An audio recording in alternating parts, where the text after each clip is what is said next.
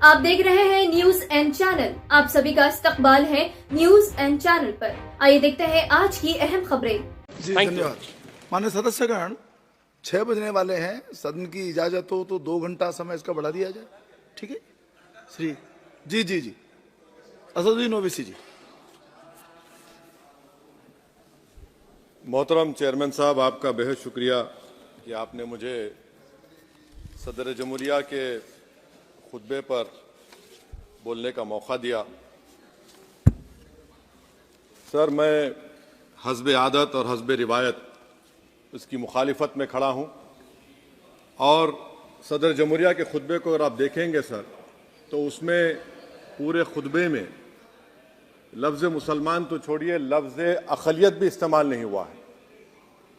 और मैं बड़ी जिम्मेदारी के साथ आपके सामने अर्ज़ कर रहा हूं कि भारत में 14% मुसलमान जो आबादी के लिहाज से 17 करोड़ आते हैं, वो आज पिछले 10 साल में नरेंद्र मोदी की सरकार में अपने आप को एक गैर यकीनी कैफियत में पाते हैं। अपने सोचते हैं कि हमारी शनाख्त को ख़तरा है, हमारे वजूद को ख़तरा है। और मैं बड़ी जिम्मेदारी के साथ कह रहा हूं कि जज्बात में लाए बगैर कह रहा हूं कि आज 17 करोड़ मुसलमान अपने आप को ऐसा समझते हैं कि जिस ज़माने में हिटलर के ज़माने में यहूदी अपने आप को समझते थे। और उसकी मैं बताता हूं क्यों समझते हैं, बताता हूं आपको चंद मिनट में। सर, मिसाल के तौर पर आप देखिए, खुतबे सदारत के हिस्से तहरीर का 32वां पैराग्राफ 32 पैराग्राफ में ड्रॉप आउट रेट का जिक्र हुआ, स्कूलों में इंदराज यानी एनरोलमेंट का जिक्र हुआ, एससीज का नाम लिया गया, एसटीज का नाम लिया गया, ओबीसीज का नाम लिया गया। लफ्ज़ अक़लियत का नाम नहीं लिया गया, मुसलमान तो छोड़िए। और सबसे ज़्यादा ड्रॉप आउट इस मुल्क में अगर स्कूलों में है तो मुसलमानों में है। सबसे कम एनरोलमेंट अगर है तो मुसलमानों में हायर एजुकेशन में। गवर्नमेंट का डेटा है सर कि मुसलमानों का जो स्टूडेंट ड्रॉप आउट है वो 14.42 से क्लास 1 से शुरू होता और वो क्लास 6 और 8 को पहुंचे अब तक वो 10.76 को पहुंचता है। ये गवर्नमेंट का डेटा है। यानी क्लास 1 से क्लास 6 से 8 तक ये हाल है। आपने क्या किया सर इस बजट में? प्री मैट्रिक स्कॉलरशिप को सिर्फ 9th क्लास तक महदूद कर दिया और इसमें आपने पैसे कम कर दिए प्री मैट्रिक स्कॉलरशिप में। और सर 2022-23 का बजट आप देखिए, 5026 करोड़ रुपए दिए गए थे, जिसमें से सिर्फ 663 करोड़ इस्तेमाल हुए। अब आप आ जाइए सर, AISHE का डेटा है कि हायर एजुकेशन में मुसलमानों का 8.5 ड्रॉप आउट रेट हुआ है।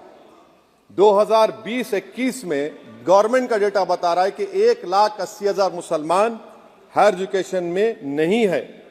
प्री मैट्रिक स्कॉलरशिप को आपने 423 करोड़ था, उसको आपने इस साल 326 कर दिया। मौन आज़ाद फेलोशिप को 45 करोड़ कर दिया। MCM जो 44 करोड़ था 33 करोड़ कर दिया। बताइए, जो सबसे ज्यादा जिसका कम्युनिटी का ड्रॉप आउट रेट है और जो हायर एजुकेशन नहीं, उससे आप ये बर्ताव करते हैं। सर, दूसरी बात यह है कि हम ये देख रहे हैं कि 10 साल में इस सरकार में कोई हद नहीं छोड़ी है गलत हुक्मरानी की, नफरतों को भड़काने की, कोई हद नहीं छोड़ी गलत फहमियों को फैलाने की, और कोई हद नहीं छोड़ी इस मुल्क के अवाम नास को तर्क करने की। इस 10 साल में हमने क्या देखा सर? जमहूरियत हमारे वतन अजीज की को बचाना बहुत जरूरी है। ये गरीबों के लिए और कमजोरों की एक बहुत बड़ी ताकत है। मगर 10 साल में 9.5 साल में क्या हुआ? सिर्फ एक शख्स को मजबूत कर दिया गया, एक मजहब को मजबूत कर दिया गया, एक आइडियोलॉजी, एक नजरिए को मजबूत कर दिया गया, एक शनाख्त को सब शनाख्त के आगे दूसरी शनाख्तों को मिटाने की कोशिश की गई, एक जबान को मजबूत कर दिया गया। तो हमारी जमहूरियत तो खोखली हो चुकी है। और सर, कोई भी हुकूमत और पार्टी सिर्फ जबर और इस्तेसाल पर कायम नहीं रह सकती है सर।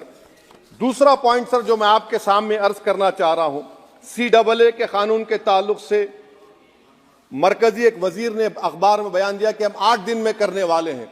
आप 8 दिन में करेंगे, 8 दिन में एहतजाज शुरू होगा मुल्क के कोने कोने में। आप CAA को मजहब से खत्म कर दीजिए, मजहब से जोड़ेंगे तो आपका इरादा बुरा है। आप भारत की अक़लियतों को, भारत के मुसलमानों को, दलितों को आप परेशान करने का आपका इरादा है। सर, दूसरी बात यह है कि CAA के खिलाफ क्यों हम हैं? क्योंकि सीमांचल के मुसलमान को आप बांग्लादेशी कहते हैं। कोई मिनिस्टर मुझे कहता है कि घुसपैठी है, रोहिंग्या है। तो CAA को मजहब से जोड़ना गलत था, उसको निकालिए। मगर हमारे देश के प्रधानमंत्री सर, वतन अजीज के वजीर आजम, मैं बड़ी जिम्मेदारी के साथ कह रहा हूं कि मैं अपने बचपने में जब हिस्ट्री पढ़ता था तो मैंने एक स्टैचू की फोटो देखी थी, प्रीस्ट किंग ऑफ मोहनजोदारो। ऐसा लगता है कि वैसा ही लग रहा है कि प्रधानमंत्री नहीं है बल्कि पुजारी सम्राट बन चुके हैं वो। और मैं क्यों कह रहा हूं कि हमारे सदर जमहूरिया ने कहा था कि 22 जनवरी एक तारीखी दिन है, बिल्कुल तारीखी दिन है। 22 जनवरी की बुनियाद 6 दिसंबर 92 को रखी गई। 22 जनवरी की बुनियाद 86 में ताले खोलकर रखी गई। 22 जनवरी की बुनियाद जीबी पंत ने रखी थी, इसीलिए तारीखी दिन है। और तारीखी दिन इसलिए भी है कि सर, इसी ऐवान में 16 दिसंबर 1992 को हमने एक रेजोल्यूशन पास किया था। आप बताइए कि आज इस मुल्क में चाहे कोई सेकुलर पार्टी का हो या जो भी हो, वाले सब सेकुलर है, बुरा मैं हूं, किसी में हिम्मत नहीं है कि 6 दिसंबर की बात की जाए। और वो तारीखी दिन इसलिए भी है सर, इंसाफ करने वालों में एक NCLT के चेयरमैन, एक गवर्नर और एक नामजद शुदा रुकने पार्लियामेंट बैठे हुए थे। अब आप बताइए मेरे पास बचा क्या है? बचा यह है कि आर्टिकल 32 बचा है, जिसको बाबा साहब अम्बेडकर ने दिया। आज मुल्क के 17 करोड़ मुसलमान भारत के वजीर आजम पर एतमाद भरोसा नहीं करते, बिल्कुल नहीं करते, बता रहा हूं, खुल के कह रहा हूं। अगर आप आर्टिकल 32 का ड्यू प्रोसेस ही खत्म कर देंगे तो फिर मेरे पास क्या बचेगा सर? क्या बचेगा? मैं तो यहां खड़े होकर वो सुप्रीम कोर्ट के मायानाज बेबाक वकील दुष्यंत दवे की तरह तो नहीं कह सकता। मुझे आज भी रूल ऑफ लॉ में भरोसा है, मुझे आज भी कानून पर, संविधान पर भरोसा है, मगर ड्यू प्रोसेस तो फॉलो होना चाहिए। ड्यू प्रोसेस फॉलो नहीं हो रहा। एक तारीखी दिन 22 जनवरी था, एक तारीखी दिन 31 जनवरी था। सर, रात के अंधेरे में अपील किए बगैर आप आरे लेकर रास्ता खोल देते हैं। क्या पैगाम दे रहे हैं सर? 600 साल की मेहरौली की मस्जिद को बगैर को नोटिस दिए आपने डिमोलिश कर दिया।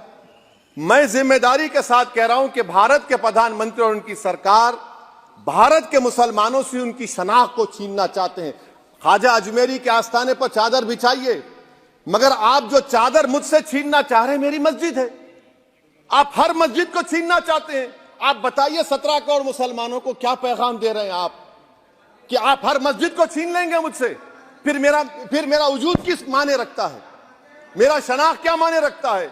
रूल ऑफ लॉ क्या माने? अच्छा, 1991 के प्लेसेस ऑफ वर्शिप एक्ट पर क्यों नहीं बोलते आप लोग? आप उस पर कायम है ही नहीं है। आप 500 साल की बात करते, मैं आपसे कहता हूं भाई 500 साल पे मत जाइए, बौद्ध पे जाइए, जैनिज्म पे जाइए, शैविज्म पे जाइए, कहां रुकेंगे? अरे इस देश को आजादी मिली 47 में, संविधान मिला हमको बाबा साहब अम्बेडकर का, बराबरी का। उससे पहले तो राजा रजवाड़े थे, जमहूरियत नहीं थी, लोकतंत्र नहीं था, मगर आप उसको उस बारे में लेके जाते। अरे 500 साल आगे क्या होगा बताइए? आप किसी एक सिविलाइजेशन, सर अंग्रेजी में किसी ने कहा था, civilization can not be rewritten by hatred, history can not be corrected by demolition. आप ये नहीं कर सकते। और मैं उम्मीद करता हूं कि जब मौर्रिख तारीख लिखेगा, नरेंद्र मोदी इस मुल्क में तारीख लिखना चाहते हैं। क्या तारीख लिखना चाहते हैं? कि मैंने इस देश को, गांधी अंबेडकर के देश को मैंने हिंदू राष्ट्र बना दिया। मैं उम्मीद करता हूं कि हमारे भारत के हमारे हिंदू भाई देश के प्रधानमंत्री की सोच को नाकाम करेंगे। उन पर है, अब देखते हैं क्या होता है। सर, नेबरहुड फर्स्ट की पॉलिसी है। नेबरहुड फर्स्ट क्या हो रहा है सर? हम सोशल मीडिया के जरिए फॉरेन पॉलिसी चला रहे हैं। मालदीव छोटा मुल्क, वो हमको आंख दिखा रहा है, चीन की गोद में बैठ गया। हमारे लद्दाख में हमारे जो लोग जानवर को लेकर घास चराए जाते, वहां पर चीन की आर्मी आके रोक रही। बताइए, बांग्लादेश चीन की गोद में बैठा हुआ है। आप गैलेंट्री अवार्ड दे रहे हैं, क्यों दे रहे हैं? कि चीन बैठा हुआ है। तो आपका बफर जोन गया कहां भाई साहब? आपका बफर जोन तो कहां गया नहीं मालूम, गायब हो गया बफर जोन। और दूसरी बात सर, आप ये भी देख लीजिए कि यहां पर मैं आपको इंपॉर्टेंट पॉइंट ये बताना चाह रहा हूं सर। ये हम बोलते हैं India middle east economic corridor, कितना पैसा है बताइए? वो नहीं बताया जाता। अच्छा सर, सबसे तकलीफ दे बात मेरे लिए है कि भारत ने यूनेस्को का इलेक्शन पाकिस्तान से हार गया। हम पाकिस्तान से हार गए, ये आपकी फॉरेन पॉलिसी है। यूनेस्को के इलेक्शन हम पाकिस्तान से हार गए। अच्छा, मामला इजराइल का, फलस्तीन का, गाजा का आया। अक्टूबर में 10,000 लोग मर गए, हमने यूएन में सीज फायर की तायीद नहीं की। दिसंबर आया, 20,000 मर गए, तो हमने तायीद कर दी। क्यों तायीद की? क्योंकि ग्लोबल साउथ को हमको फॉलो करना पड़ रहा। भारत ग्लोबल साउथ को फॉलो कर रहे, मेरे लिए तकलीफदेह बात है। यह आपकी नाकामी का बहुत बड़ा सबूत है। इसीलिए हम बता रहे हैं कि यह सरकार की बहुत से नाकाम। सर, अलीगढ़ मुस्लिम यूनिवर्सिटी, आखिरी पॉइंट, अलीगढ़ मुस्लिम यूनिवर्सिटी। सर, आप उत्तर प्रदेश से आते हैं। सर, 81 में एक्ट पास हुआ। हमारा लॉ ऑफिसर कोर्ट में कहता है कि मैं पार्लियामेंट के एक्ट को नहीं मानता। कैसे नहीं मानते सर? क्या नरेंद्र मोदी ने पार्लियामेंट को नॉमिनेट किया या पार्लियामेंट ने नरेंद्र मोदी को प्रधानमंत्री बनाया? बताइए। 81 के एक्ट को नहीं मानते। सर, 2 ही तो सेंट्रल यूनिवर्सिटी है मुसलमानों के। 1,80,000 आप ही के सरकार के दौर में मुसलमान हायर एजुकेशन निकल गए। आप अलीगढ़ मुस्लिम से छीनना चाह रहे हैं। Theory of separation of powers में एग्जीक्यूटिव हमको डिक्टेट करेगा। मेरी आवाज तो पार्लियामेंट है, अब मेरी आवाज के खिलाफ एग्जीक्यूटिव सुप्रीम कोर्ट में बोलता है। अलीगढ़ मुस्लिम यूनिवर्सिटी से इतनी नफरत क्यों है आपको? वहां पर तो हिंदू भाई भी पढ़ते हैं। सर, ये अलीगढ़ मुस्लिम यूनिवर्सिटी का मामला है सर। तो मैं आपसे इस बात पर, इस शेर पर अपनी बात को खत्म कर रहा हूं सर। आप भी उर्दू दां हैं जी। मसीहाओं को जब भी आवाज दी है, अहमद फराज का शेर है जी जी। मसीहाओं को जब भी आवाज दी है, पलट कर आगे हर बार कातिल। मसीहाओं को जब भी आवाज दी है, पलट कर आगे हर बार कातिल। वहां क्या दाद खाही क्या गवाही, वहां क्या दाद खाही क्या गवाही, जहां हो मुंसिफों के यार कातिल। सर, मैं फिर से हुकूमत से मुतालबा करता हूं कि अल्पसंख्यक समाज के बजट के स्कॉलरशिप को आप डिमांड ड्रिवन करिए। भारत के प्रधानमंत्री, प्रधान सेवक रहिए। आप कोई प्रीस किंग मत बन जाइए। आप जीतेंगे, कौन जीतेंगे देश तय करेगा। मगर याद रखिए, 17 करोड़ मुसलमान आज गम और गुस्से में हैं और इस बात को महसूस कर रहे हैं, कि प्रधानमंत्री को हम नोट नहीं दिए मगर हमारा प्रधानमंत्री है। आखिर ये प्रधानमंत्री 17 करोड़ मुसलमानों की उनकी शनाख्त को कैसे मिटा रहे हैं, कैसे उनको आप मार्जिनलाइज कर रहे हैं। इसीलिए सर, मैं उम्मीद करता हूं कि हमारे सेकुलरिज्म जो है, वो मैं पॉलिटिकल सेकुलरिज्म कभी नहीं माना। जो सेकुलरिज्म संविधान में लिखा गया उसकी हिफाजत करेंगे। मुल्क अहम है, वरना याद रखिए, आप चुनाव जीते हैं हारे, मगर अगर आप 17 करोड़ एक जनता को आप गैर यकीनी कैफियत पैदा कर देंगे, ये देश के हित में नहीं होगा। बल्कि हम तो उम्मीद कर रहे हैं कि ड्यू प्रोसेस अदालत फॉलो करेगी। अदालत अगर एक तरफा फैसले करेगी तो गलत होगा। सर, बहुत बहुत शुक्रिया। श्री रामचरण वोरा जी।